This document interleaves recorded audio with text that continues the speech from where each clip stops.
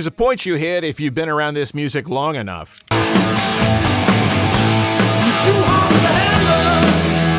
You realize a band you once knew inside out just isn't mentioned anymore. They didn't implode, they just stopped coming up. We are like ships in the night. This is about those bands. 10 70s names that got left behind, and shouldn't have. Number 10. You've heard their riffs, even if you don't know their name. UFO.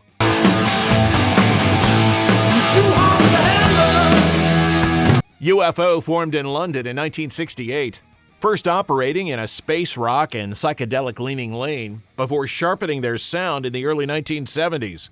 The real turning point came in 1973 when an 18-year-old Michael Schenker joined on lead guitar, bringing a style that fused melody and aggression in equal measure.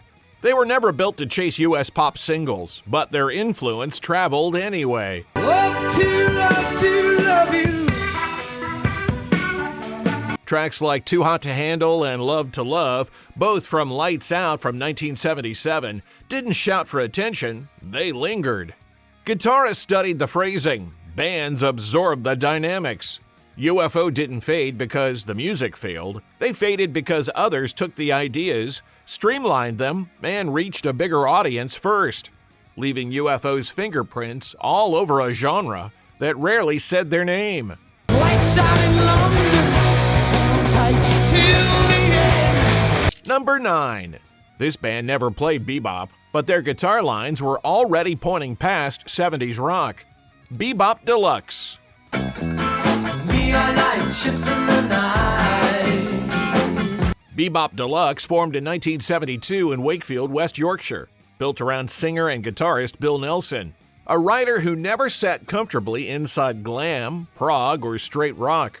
Early records leaned art rock with glam streaks, but by the mid-70s, the sound tightened. Precise guitar work, controlled dynamics, and a cool emotional distance that separated them from blues' first peers. Mr. Seagull, you're the reason I survive. Albums like Sunburst Finish turned that into a statement, melodic, polished, and sharp, without turning soft, and pushed them into the UK album chart conversation.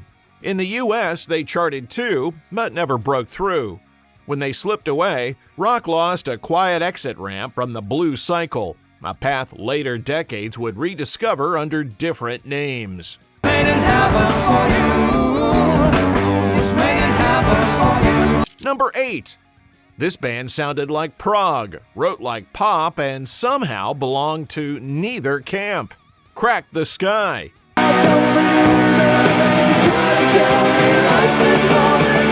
Crack the Sky emerged from Weirton, West Virginia in the early 70s, then became inseparable from the Baltimore club circuit once people actually heard what they did. Smart songs with sharp edges built around John Palumbo's writing. They didn't stretch out for the sake of it, and they didn't sand themselves down for a single either. The trick was folding complex arrangements into tight, song-first structures. Their key record, Animal Notes from 1976, became the reference point.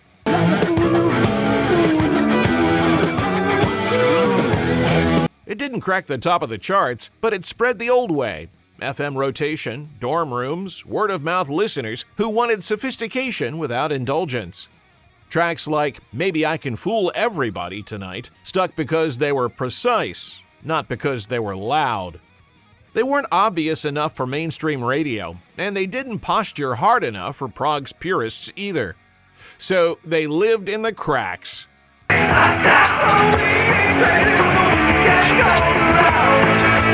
Number 7. This band proved you could play progressive rock without sounding heavy-handed or theatrical. Camel. He won't take us, never let go. Camel formed in Guildford, England in 1971, built around guitarist and flautist Andrew Latimer and keyboardist Peter Bardens. From the start, they avoided prog's louder impulses. No costumes, no bombast, no stage theatrics. They did tell stories, but let melody and atmosphere do the work instead of spectacle. Their defining record, Mirage from 1974, made the approach unmistakable. Long instrumental passages, yes, but guided by tone and restraint rather than excess.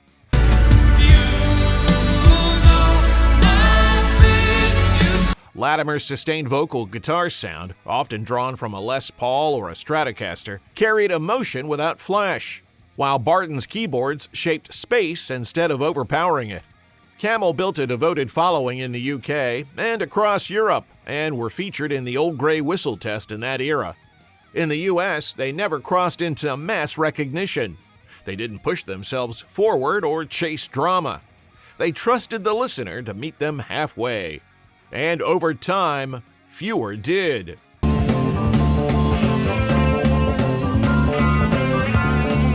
Number 6. You know the singer, you just don't know the band he came from. Clover.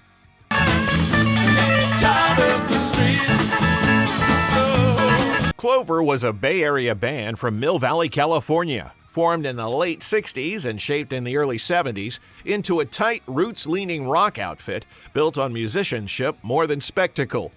They made records that were smart, disciplined, and well played, and still struggled to land in a way that stuck. By the mid-70s, the lineup included a young Huey Lewis on vocals and harmonica, with Sean Hopper on keyboards.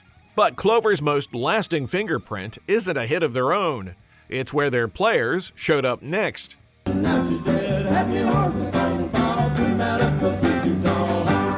When Elvis Costello cut My Aim Is True, recorded 1976-77 and released in 1977, he used Clover as the backing band, with John McPhee's country rock guitar anchoring the sound, alongside John Chimbatti on bass, Hopper on keys, and Mickey Shine on drums. They were uncredited on the original release due to contractual reasons. Huey Lewis did not play on those sessions. Clover didn't break up in disgrace, they just ran out of road. What came next got famous. What came before got quietly boxed away.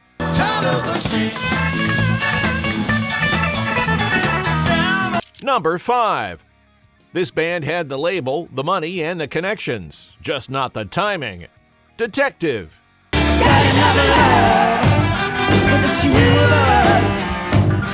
Detective formed in Los Angeles around 1975-76, fronted by Michael DeBar, already known for his Silverhead days. The lineup quietly stacked experience. Guitarist Michael Monarch, who played the riff on Steppenwolf's Born to Be Wild, and keyboardist Tony Kaye, the original keyboardist for Yes. They signed to Swan Song, Led Zeppelin's label, after Jimmy Page took notice and brought them into the fold. Instant credibility and instant pressure.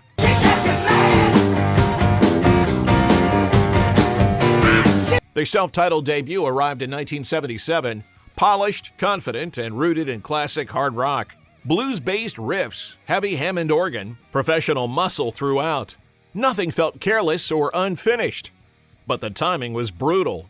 Punk was stripping rock down, and label-driven hard rock was starting to feel locked in place.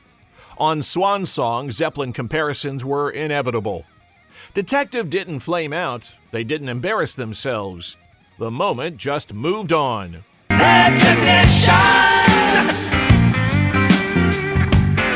Number 4.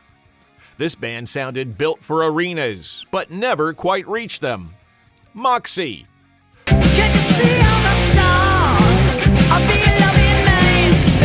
Moxy formed in Toronto in 1973-74, cutting heavy, straight-ahead hard rock just as that lane was getting crowded fast. Their self-titled debut, often called the Black Album by fans, arrived in 1975 in Canada, then reached the US in 1976. Raw, aggressive, and driven by punchy riffs and a barked vocal style that favored force over polish.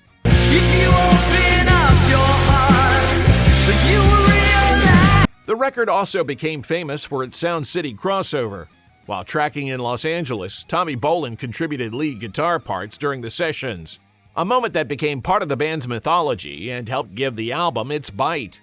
Moxy built a particularly strong following in Texas and parts of the American South, but momentum never fully consolidated.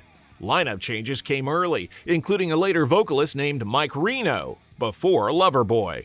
They kept pushing forward, just without a clear place to land. Sail on, sail away. Number 3. This band made rock shows feel dangerous again, without playing any faster or louder. The sensational Alex Harvey Band.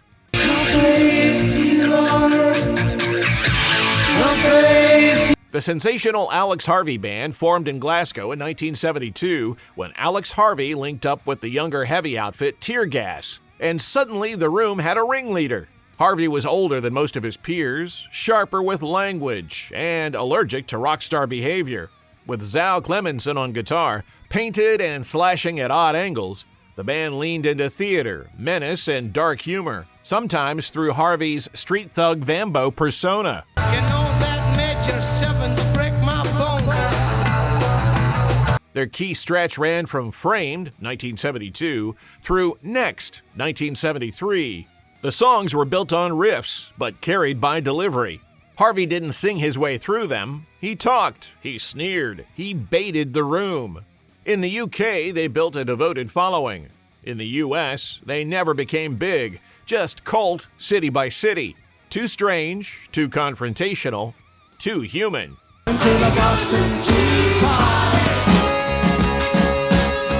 Number 2. Heavy metal bands kept covering them long after everyone else stopped listening. Budgie.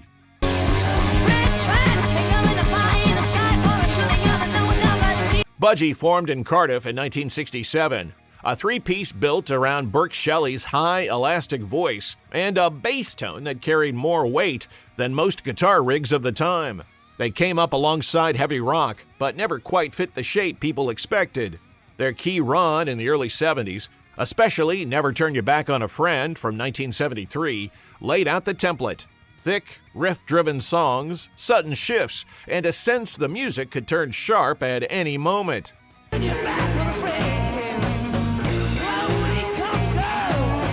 It wasn't polished, it wasn't friendly, it was physical.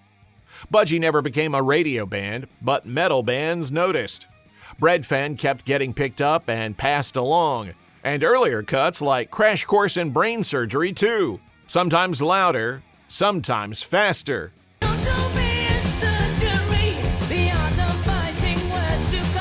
Number 1. You've heard their songs through other bands, sometimes without realizing it. Big Star.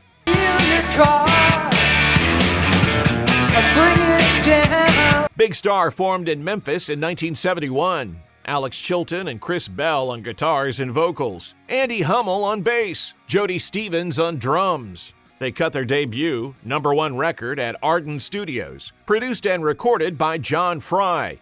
It was released in 1972 and sold poorly, not because the songs missed, but because the records didn't reach stores. Won't you tell your dad, get off my back? The writing did. Clean guitars, close harmonies. Songs that didn't age because they never belonged to a moment. When Radio City followed in 1974, it was sharper and rougher, and it vanished into the same distribution fog. Big Star never became a radio staple. Their songs lived on through other bands instead. Wish we had a choice. All right, which band should have been on this list? Drop it in the comments. Let's argue it out.